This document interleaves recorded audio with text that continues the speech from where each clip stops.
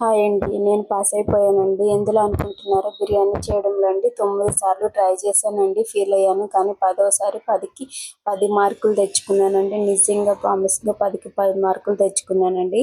ప్రయత్నించడంలో తప్పు లేదని అందుకే పెద్దవాళ్ళు అంటారండి. ముందుగా గిన్నె తీసుకొని నేను ఇదే గిన్నెలో చేసుకుంటానండి. అరకిలో చికెన్ బాగా కడిగేసుకొని నీళ్ళు మొత్తం డ్రై చేసుకున్నానండి. అందులో 4 పచ్చిమిర్చి, కొంచెం కరివేపాకు, పుదీనా వేసుకున్నానండి.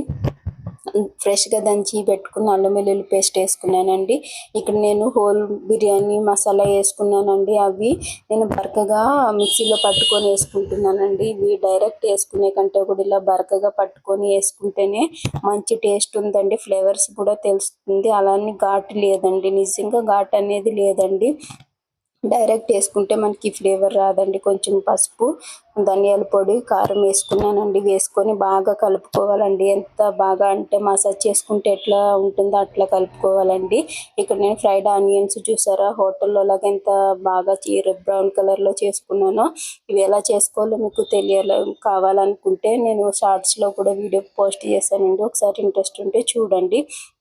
అవి మొత్తం మసాజ్ చేసుకున్నట్టుగా కలుపుకోవాలండి. ఒక 10 నిమిషాలన్నా కలుపుకోవాలండి. 10 నిమిషాల తర్వాత చిన్న నిమ్మ చెక్క వేసుకుంటున్నానండి. ఎందుకంటే నేను తీసుకున్న పెరుగు కొంచెం పుల్లగా ఉందండి. అందుకే నిమ్మ చెక్క చాలా తక్కువ వేసుకుంటున్నానండి. ఇక్కడ ఒక గరిటెడు పెరుగు వేసుకున్నానండి.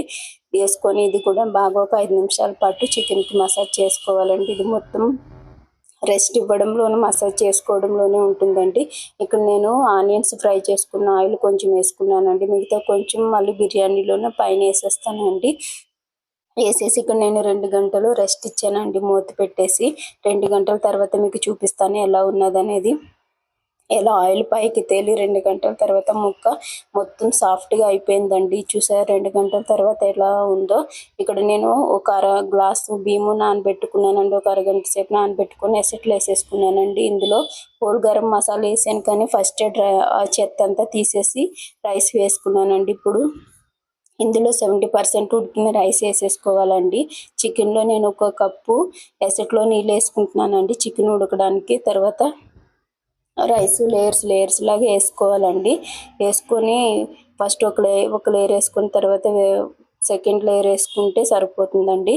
నేను ఇక్కడ 1 గ్లాస్ బియ్యమే తీసుకున్నా కాబట్టి నాకు ఇంత కొంచెం వచ్చిందండి. ఇది ఒక ముగ్గురికి సరిపోతుందండి, 1 గ్లాస్ రైస్ అయినా కూడా. తర్వాత కొత్తిమీర, పుదీనా, బ్రౌన్ ఆనియన్స్ వేసుకున్నానండి. నేను ఇక్కడ ఎలాంటి ఫుడ్ కలర్లు వాడలేదండి.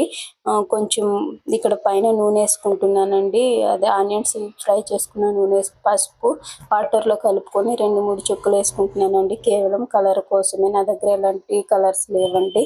ఇక్కడ పైన కొంచెం వాటర్ వేసుకొని టిష్యూ పేపర్తో కవర్ చేసుకొని మూత పెట్టుకొని 10 నిమిషాలు దమ్ ఇస్తే హై ఫ్లేమ్లో 10 నిమిషాలు ఇవ్వాలండి. మీడియం ఫ్లేమ్లో 5 నిమిషాలు ఇచ్చి మొత్తం చల్లబడిపోయే వరకు కొంచెం తీసుకుంటే ఎంతో టేస్టీ అయిన బిర్యానీ రెడీ అండి. ఒకసారి నా స్టైల్లో ట్రై చేయండి, మీకు తప్పకుండా రిజల్ట్ వస్తుంది. చూసారా 10 నిమిషాలు హై ఫ్లేమ్లో పెట్టగానే ఆవిరి ఎలా వస్తుందో మీకు చూపించాను. ఇంతేనండి, ఎంతో టేస్టీగా ఉండే బిర్యానీ రెడీ అండి. నచ్చితే మీరు కూడా చేసుకొని